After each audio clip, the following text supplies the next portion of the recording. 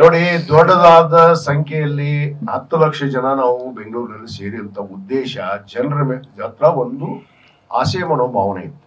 ಏನೋ ಒಂದು ಮೀಸಲಾತಿ ಸಿಗುತ್ತೆ, ನಮ್ಮ ಮಕ್ಕಳು ವಿದ್ಯಾವಂತರಾಗ್ತಾರ, ಉದ್ಯೋಗವಂತರಾಗ್ತಾರ ಅನ್ನೋದು ಭರವಸೆಕ್ಕೆ ಜನ ಬಂದಿತ್ತು. ಆದ್ರೆ ಅದಕ್ಕೆ ತಣ್ಣೀರು ಏರ್ಚ್ಬಿಟ್ರಲ್ಲ. ಮೊನ್ನೆ 2A ಕೇಳಿಲ್ಲ ಅಂತ ಅಂದ್ಬಿಟ್ರಲ್ಲ. 2A ಯಾರು ಕೇಳ್ಯಾರ? ಕಾಶ್ಯಪ್ನವ್ರು ಕೇಳ್ಯಾನ, ಲಕ್ಷ್ಮಿ ಕೇಳ್ಯಾಳ. ಮತ್ತೆ ಇವ್ರು 3 ವರ್ಷ ಏನಂತ ಹೊಯ್ಕೊಂತ ನಡೆದ್ರೆ ಇವರು ಭಾಷಣ ಮಾಡ್ಕೊಂಡು ಊರು ತುಂಬ. ನಾನು ಕೇಳಕ್ಕೆ ಇಚ್ಛೆ ಪಡ್ತೇನೆ ಇವ್ರಿಗೆ. ಇವ್ರ ಸ್ಟ್ಯಾಂಡರ್ಡ್ ಏನು? ಇವತ್ತು ಜನರನ್ನು ನಿರಾಸೆ ಮಾಡಿದ್ರು. ಎಲ್ಲೋ ಒಂದು ಕಡೆ ವಿಶ್ವಾಸ ಇಟ್ಕೊಂಡಿದ್ರು ನಮ್ಮ ಜನ, ನ್ಯಾಯ ಸಿಗುತ್ತೆ ನಮಗ, ಇಷ್ಟೆಲ್ಲ ಹೋರಾಟ ಆಗಿದೆ, 2A ಸಿಗುತ್ತೆ ಅನ್ನೋದಿದ್ರು. 2A ಕೇಳಿಲ್ಲ ಅಂದ್ಬಿಟ್ರು. ಅದಕ್ಕೆ ನಿಲುವೇನೈತಿ ಇವ್ರದ್ದು? ಇವತ್ತು ಗುರುಗಳ ನಿಲುವೇನೈತಿ? ಇವತ್ತು ವೈಯಕ್ತಿಕವಾಗಿ ಒಂದು ಪಕ್ಷಕ್ಕೆ ಗಡುವು ಕೊಡ್ತಾರೆ. ಇವರು ಪಕ್ಷಕ್ಕೆ ಗಡುವು ಕೊಡ್ತಾರ. ಅವ್ರು ಉಚ್ಚಾಟನೆ ಮಾಡಿದ್ರಿ, ವಾಪಸ್ ತಗೊಳ್ಳಿಲ್ಲ ಅಂದ್ರೆ ನೋಡ್ರಿ ಸಮಾಜ ನಿಮಗೆ ವಿರುದ್ಧ ನಿಂತ ಈ ರಾಜ್ಯದಲ್ಲಿ ಅಂತೇಳಿ. ಇದು ಸರಿನಾ?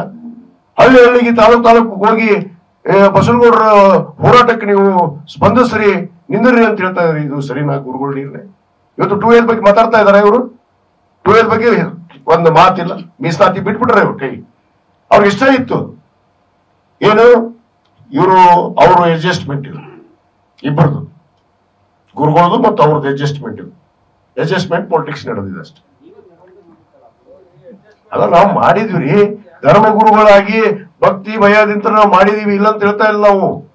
ಗುರುಗಳನ್ನು ಮನೋಭಾವ ಇವತ್ತಿಗಿತ್ತು, ಇವತ್ತವರೆಗೂ ಇತ್ತು, ಇನ್ನು ಮುಂದೆ ಇಲ್ಲ. ಅದ್ರಾಗ ಸ್ಪಷ್ಟವಾಗಿ ಇನ್ನು ಮುಂದೆ ಇಲ್ಲ. ಶ್ರೀಗಳ ಅಡ್ಜಸ್ಟ್ಮೆಂಟ್ ಪಾಲಿಟಿಕ್ಸ್ ಬಗ್ಗೆ ನಿಮ್ಗೆ ಗೊತ್ತು, ಆಸ್ತಿ ಮಾಡಿದ್ರ ಬಗ್ಗೆ ಗೊತ್ತು, ಡೀಲ್ ಮಾಡಿದ್ರ ಬಗ್ಗೆ ಗೊತ್ತು. ಸೊ ಈಗ ನೀವು ಶಿಸ್ತು ಕ್ರಮ ತೆಗೆದುಕೊಳ್ತಾ ಅಂತ ಹೇಳ್ತಾ ಇದ್ರಿ. ಯಾವಾಗ ನಾವು ಎದುರು ನೋಡ್ಬೋದು ಸರ್? ಎಷ್ಟು ದಿನ ಡೆಡ್ ಲೈನ್? ನಿಮಗೂ 1 ವಾರದಲ್ಲಿ ನಮ್ಮ ಹಿರಿಯರು ಸಮಯ ಕೊಟ್ಟರ 1 ವಾರದಲ್ಲೇ ನಾವು ಮಾಡ್ತೀವಿ.